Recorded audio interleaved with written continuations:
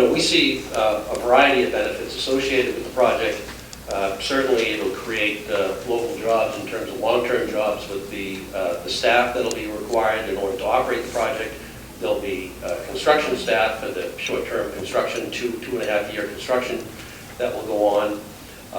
The project will be paying taxes to the town of Powerville, so there's certainly a significant tax revenue that the town will be able to realize. And as we outlined in our Energy Facility Siting Board application, due to the project's efficiency, we do see that there will be ratepayer savings that would be a little more detail into that, be supporting renewables and reducing emissions. The offsets that we saw that were created, here indicated on the table, on an annual basis, you can see that there's emissions reductions that are created not only in terms of CO2, NOx, and sulfur dioxide. And that really is just a direct reflection of the efficiency of the unit and the fact that it's going to be displacing other units that would otherwise have to be out there producing the power that would be needed. Thank you.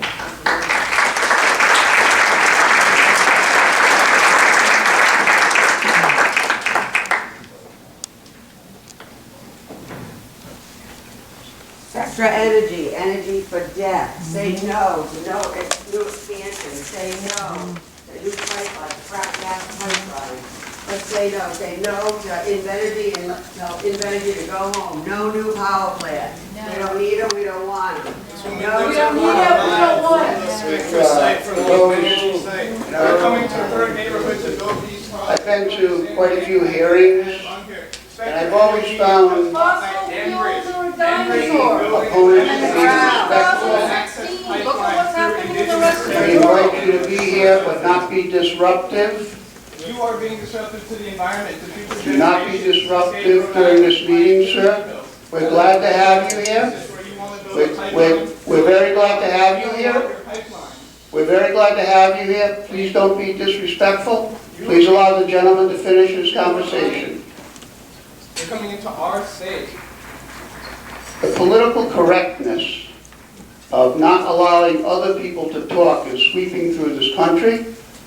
It's an incorrect assumption. You sound like Donald Trump. This We've gentleman been has the listening to right you our whole to lives, speak. pal. We would ask you not to be disruptive, please. You're welcome to be here. We're glad you're here. All y'all folks over 40, 50. Could you please take a seat, sir? Sir, could you please take a seat, sir? Going underwater because of the project. Sir, could you please take a seat? Going to be building in the next few years. It's ridiculous that this can still go on in 2016. We know what the science is. Spectra energy, frack gas, frack oil. You guys have to be blind to not see what this is doing to our environment. We're glad to sponsor a debate at another time that would allow for both sides to be heard. So, okay, when are we allowed to please call me and I'll be glad to put that together. Yeah, just Thank you. leave your number, please. Go back to playing with your puzzles.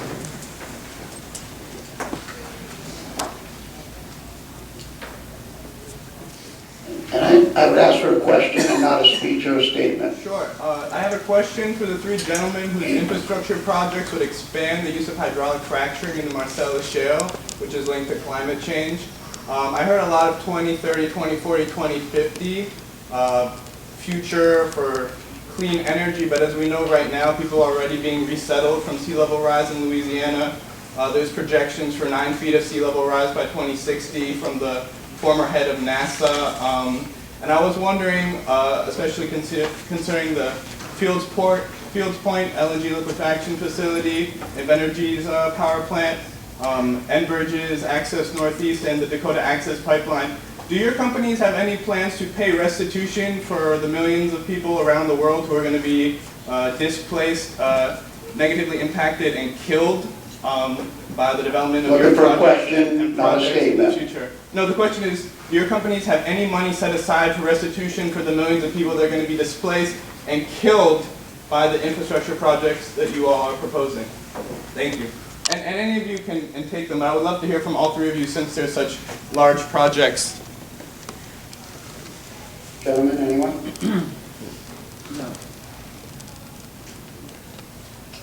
One of the things that I mentioned earlier was that, bringing in a project like the power plant that we're talking about with its improved efficiency efficiency will actually reduce demand on natural gas supply. And I think if you go back and look at the Public Utility Commission opinion, that was one of the things that they agreed with, that improving overall system efficiency will reduce natural gas demand and actually, result in not only that reduction, but result in ratepayer savings. So that would be a no. All right, it is 3:31. We're on target. I want to thank ISO.